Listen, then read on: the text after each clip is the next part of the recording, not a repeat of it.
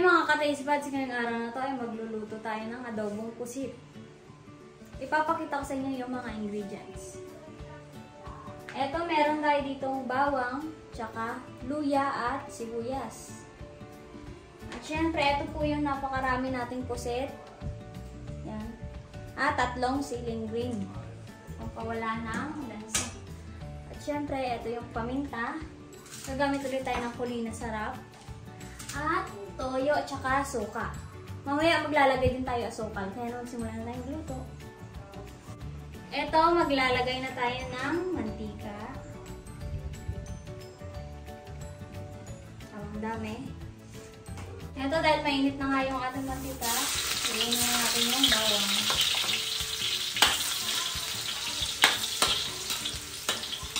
Siyempre, okay na yan. Sunod na natin yung sibuyas. Pag medyo na ano yung sibuyas, sabay na rin natin yung luya.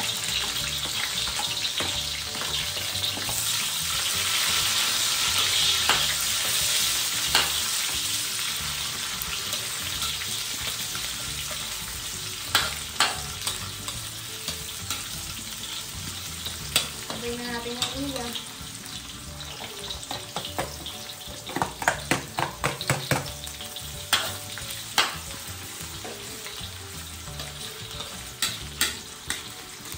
Yan, okay na to, kaya ilalagay na natin yung pusit. Hindi na pala ako maglalagay ng tubig kasi mamaya magtutubig na po yung pusit natin. Kasi parang ayaw kong medyo masabaw yung pusit. Ayan o, hayaan muna natin yan. Timplahan muna pala natin ang paminta.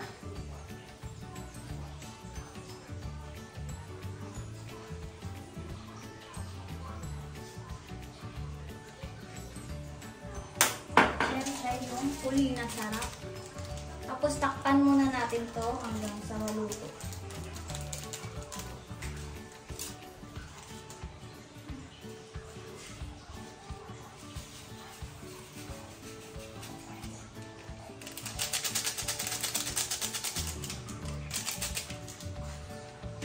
At isabay na natin yung siling green.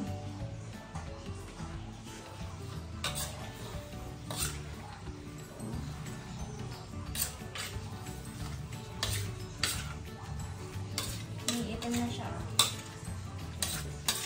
Kita niyo yan, nagtubig nga siya o kahit hindi ko natin nalalagyan.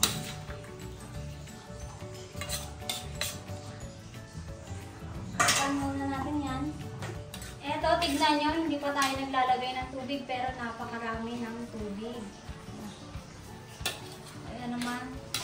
Hayaan muna natin ito hanggang sa lumambot yung ano para mabawas-bawasan din yung tubig. Ito, maglalagay tayo ng daw ng laurel, pampabango. At syempre, konting toyo lang. Kasi nga adobo. At konti ding asin. Magdadagdag na lang kayo mamaya ng palasa. Kung hindi pa kayo okay sa lasa ng inyong niluluto.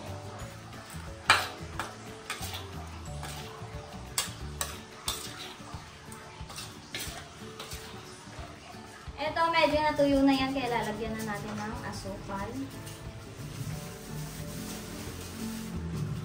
Ayan.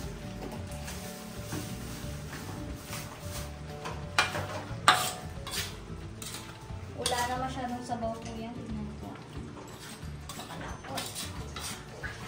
Masarap. Ito, maglalagay tayo ng suka.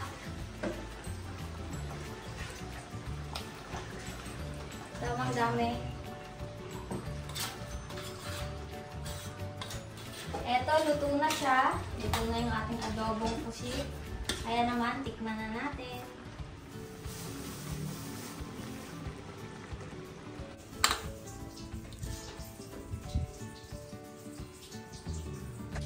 So, tikman na natin.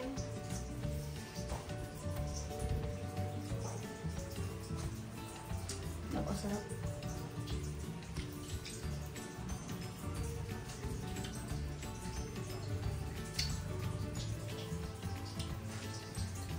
Kaya naman kung nagustuhan nyo yung pagluto ko nito, Huwag niyo po kalimutan mag-like, share, and subscribe.